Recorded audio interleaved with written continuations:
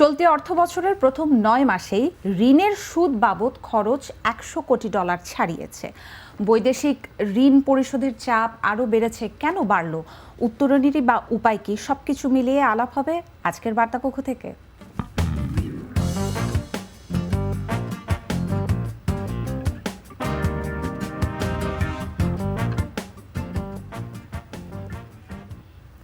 দর্শক স্বাগত জানাচ্ছি, আমি সঙ্গে আছি নিকিতা নন্দিনী। বার্তাকক্ষ থেকে আজ আমার সাথে আছেন প্রথম আলোর বিশেষ প্রতিবেদক জাহাঙ্গীর শাহ।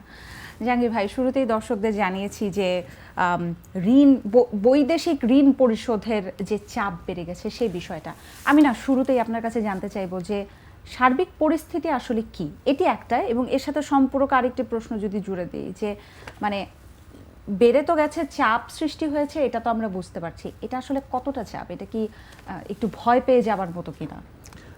ধন্যবাদ নিকিতা। আমরা গত ১-১.৫ বছর ধরেই দেখতে পাচ্ছি বিদেশি ঋণ পরিশোধের চাপ বাড়ছে। এই চাপ বৃদ্ধিটা আমরা অনেক দিন ধরে অর্থনীতিবিদরা বলে আসছেন যে 2022-23 অথবা 23-24 অর্থ বছর থেকে বিদেশি ঋণের চাপ বাড়বে। আমরা গতকাল অর্থনীতির সম্পর্ক বিভাগের সর্বশেষ হালনাগাদ পরিস্থিতি বিদেশি ঋণ নিয়ে সেই প্রতিবেদন প্রকাশ করেছে। সেখানে আমরা দেখতে পেয়েছি যে চলতি অর্থ বছরের প্রথম ৯ মাসে, মানে জুলাই থেকে মার্চ পর্যন্ত প্রায় শুধু বিদেশি ঋণের সুদ বাবদই $105 কোটি পরিশোধ করতে হয়েছে, যা আগের বছরের একই সময়ের চেয়ে প্রায় দ্বিগুণেরও বেশি। আর অন্যদিকে ঋণের সুদ এবং আসল মিলিয়ে গত ৯ মাসে প্রায় $257 কোটি পরিশোধ করতে হয়েছে, সেটাও আগের বছরের একই সময়ের চেয়ে প্রায় $90 কোটি মতো বেশি। তবে এখানে বলে রাখা ভালো, গত অর্থ বছরে কিন্তু $267 কোটি ঋণ পরিশোধ করতে হয়েছিল সুদ আসল মিলিয়ে। সেটা গত অর্থ বছর, হ্যাঁ, সেটা এবছর আমরা ৯ মাসে প্রায় ছুঁয়ে ফেলেছি। তারপর এই আলোচনার আরেকটা দিক হলো যে সেটা হলো যে আমরা জানি যে প্রতি বছর বাজেট ঘোষণা করার সময় বাজেটে একটা ঋণের সুদ বাবদ একটা বাজেটে বরাদ্দ রাখা হয়, সেখানে অভ্যন্তরীণ ঋণও আছে এবং বিদেশি ঋণও আছে। সেক্ষেত্রে বিদেশি ঋণের ক্ষেত্রে আমরা চলতি অর্থ বছরে প্রায় 12,300 কোটি টাকার মতো বরাদ্দ আছে। কিন্তু আমরা এবার দেখলাম যে প্রথম ৯ মাসেই টাকার অঙ্কে যদিও বিদেশি ঋণ ডলারে পরিশোধ করা হতো বা অন্য কোনো বিদেশি মুদ্রায় পরিশোধ করা হয়, কিন্তু টাকার অঙ্কের একটা হিসাব রাখার জন্য বাজেটে এই বরাদ্দটা রাখা হয়। আমরা ৯ মাসে দেখলাম যে ওই 12,300 কোটি টাকার প্রায় 94% খরচ করে ফেলা হয়েছে। প্রায় বাজেটের প্রায় পুরোটাই খরচ করে ফেলা হয়েছে। এখন অবধারিতভাবেই আমরা বলতে পারি যে এই সুদ বাবদ বরাদ্দ বাড়াতে হবে এবং এটা সংশোধিত আছে। অবশ্যই এটা 2-3 হাজার কোটি টাকা বাড়াতে হবে বলে আমরা জানতে পেরেছি অর্থ মন্ত্রণালয়ের সূত্রগুলো থেকে। নিশ্চয়ই, কিন্তু ঋণ পরিশোধ আমরা যে পরিমাণটা দেখছি এটা এত বাড়লো কেন? যেমন অনেকগুলো প্রকল্পের ঋণ পরিশোধ শুরু হয়ে গেছে, যেমন রূপপুর পারমাণবিক বিদ্যুৎ, একই সাথে মেট্রো রেল প্রকল্পের ঋণ পরিশোধের কিস্তি শুরু হয়ে গেছে। এটাই কি মূল কারণ? আমি বলছি যে অঙ্কটা এত বড় কেন?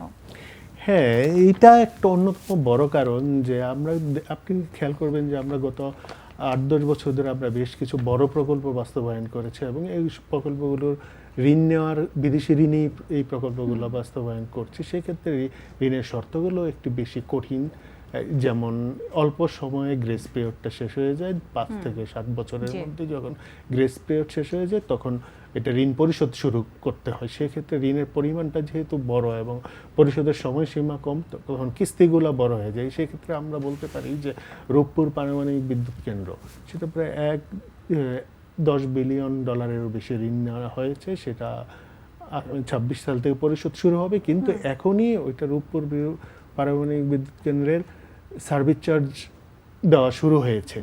সেখানেই আমাদের প্রতি 6 মাস পর পর একটা বড় অঙ্কের টাকা পরিশোধ করতে হচ্ছে। তারপর চীনের কিছু ঋণ আছে, যেমন কর্ণফুলী টানেলটা চীনের ঋণে পরিশোধ প্রকল্পটি করা হয়েছে, সেই ঋণ পরিশোধ শুরু হয়ে যাচ্ছে।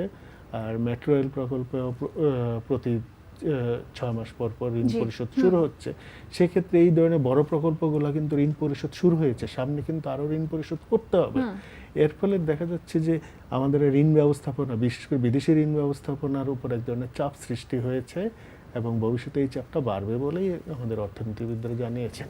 এবং এমন একটা সময় এই চাপটা তৈরি হলো যে যখন ইতিমধ্যে মানে এই বিষয়টি তো আসলে আলোচনায় চলেই আসে যে বৈদেশিক মুদ্রার যে একটা সংকট, সে নিয়েও তো জাহাঙ্গীর ভাই আমরা লম্বা একটা সময় ধরে এখানে বসেও আলাপ করেছি, অনবরত আমরা সেসব নিয়ে বিশ্বব্যাপী আমরা এই বিষয়টি নিয়ে কিন্তু আলাপ করছি। যে আপনি ঠিকই বলেছেন যে বিদেশি মুদ্রার উপর মজুদের উপর একটা চাপ সৃষ্টি হচ্ছে এবং ডলারের দাম আপনি দেখেন যে ডলারের দাম 110 টাকা হয়ে গেছে এবং সেটা 86 টাকা ছিল। আমরা যখন বিদেশি দাতাদের কাছে ঋণটা পরিশোধ করি তখন হয় ডলারই করি, না হয় অন্য কোনো মুদ্রাই করি। আমাদের তো বিদেশি মুদ্রা কিনতে হয়। যখন এই বিদেশি মুদ্রার দাম বেড়ে যায় তখন এইটা আমাদের একটু অর্থনীতিকে চাপে ফেলে দেয়। সেক্ষেত্রে ঋণ পরিশোধ তো অনেক সময় চাপে পড়ে যায় এবং এটা অন্যতম একটা বড় কারণ। রিজার্ভ কমছে, বিদেশি মুদ্রার সংকট, এটা অন্যতম একটা বড় কারণ। এটা যদি স্থিতিশীল না হয় ভবিষ্যতে এটা নিয়ে আরো চিন্তায় পড়তে হবে। একদমই তাই। উত্তরণের উপায় আসলে কি? মানে আমরা বুঝতে পারছি, আমরা পুরো বিষয়টি ধাপে ধাপে আলাপ করলাম, তো এর থেকে তো আসলে বেরিয়ে আসতে হবে। যেমন কিছুদিন আগেও আমরা আলাপ করলাম যে এই বিষয়গুলো নিয়ে বা ঋণ নেওয়া বা বড় বড় প্রকল্প এসব নিয়ে যখনই কোনো বিশেষজ্ঞরা একসাথে মিটিং করেন বা একটু বেটার কোনো সলিউশনে যাওয়ার চেষ্টা করেন, তার মধ্যে অনেকগুলো আলাপের মধ্যে কিন্তু একটা আলাপ এসেছে যে বড় কোনো প্রকল্প মানে ফার্দার আর হাতে না দেওয়া, ফার্দার বলবো না, যে কিছু সময়ের জন্য হাতে আর না নেয়া। তো জানি যেই প্রকল্পগুলো হয়েছে সেগুলোর যত ভার আছে সেই ভার যেন আমরা আগে মুক্ত হতে পারি। কিন্তু ইতিমধ্যেই এত মানে বৈদেশিক ঋণ পরিশোধের চাপটা বেড়ে গেল, এর থেকে আসলে বেরিয়ে আসবার জন্য বা উত্তরণ করবার জন্য কি করা যায়, জাস্ট আপনার বিশ্লেষণ কি বলেন? হ্যাঁ, আমাদের ঋণ লাগবে, এটা সত্যি। ঋণ নেওয়া খারাপ না, কিন্তু ঋণ পরিশোধ ব্যবস্থাপনাটা আসলে সবচেয়ে বেশি জরুরি। সেক্ষেত্রে দুই ধরনের কাজ হতে পারে যে আমরা বিদেশি ঋণ নেওয়ার ক্ষেত্রে একটু মানে যাচাই বাছাই করে নেব, শর্তগুলো কেমন, গ্রেস পিরিয়ডটা একটু বেশি সময় পাই কিনা, অথবা ঋণ পরিশোধের সময় যেরকম দ্বিপক্ষীয় ভিত্তিতে যেগুলো আমরা সরবরাহকারী ঋণ বলে থাকি, চীন রাশিয়ার কাছ থেকে নেই, সেসব ঋণ পরিশোধ করতে হয় খুব অল্প সময়। আমরা যদি একটু বেশি সময় পাই, ধরেন 10 বছর 15 বছরে পরিশোধ করতে হয়, সেটা যদি আমরা 25-30 বছর সময় পাই, এমন দর কষাকষিতে যদি আমরা এই ঋণগুলো নিতে পারি, তাহলে আমাদের বিদেশি ঋণ পরিশোধের চাপটা কিছুটা কমবে। তবে ঋণ নেওয়াটা খারাপ না, না নিশ্চয়ই সেটা প্রয়োজন হতেই পারে, আমাদের প্রয়োজন আছেও ঋণের। আবার অন্য দিক থেকে যে আমরা যদি এখন অভ্যন্তরীণ খাত থেকে রাজস্ব আদায় বাড়াতে পারি, তাহলে দেখা যাবে যে আমাদের অনেক চাহিদা আমরা মিটিয়ে ফেলতে পারছি। তো সেক্ষেত্রে আমাদের ঋণ নেওয়ার প্রয়োজনীয়তা কিছুটা কমে যাবে, সেটাও আরেক ধরনের স্বস্তি দিবে আমাদেরকে। এই চাপটা সাধারণ মানুষের উপরে কতটা পড়ে আসলে, ঋণ পরিশোধের চাপটা? হ্যাঁ, অবশ্যই সাধারণ মানুষের উপর তো অবশ্যই পড়ে, কারণ ঋণ নিচ্ছে, ঋণ তো সরকার, এটা তো মানে সরকার নিজে পরিশোধ করে না, দেশের মানুষ এই ঋণ। যেমন আমরা মেট্রো রেলের উদাহরণটাই যদি বলি, যে সেখানেও কিন্তু একটা টিকিটের দাম বাড়বে কি বাড়বে না এই নিয়েও তো অনেক আলাপ হলো। আমরা যদি ঋণ নিয়ে যদি করতাম এবং সেটা যে সঠিক সময় হয়তো অল্প খরচে করতে পারতাম, তাহলে তো টিকিটের দামটা আরো কমতো, সেটা প্রেশার জনগণের উপর স্বাভাবিকভাবে একটু কম পড়তো।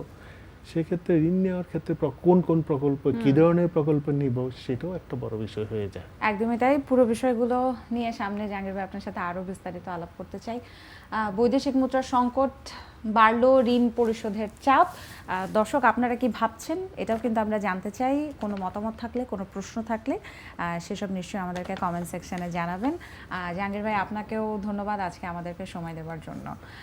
দর্শক, আজকে এখানেই শেষ করছি বার্তাকক্ষ থেকে। আগামীকাল আবার অন্য কোনো বিষয় নিয়ে আলাপ হবে। ততক্ষণ সবাই নিরাপদে থাকুন, সুস্থ থাকুন, সঙ্গে থাকুন প্রথম আলোর।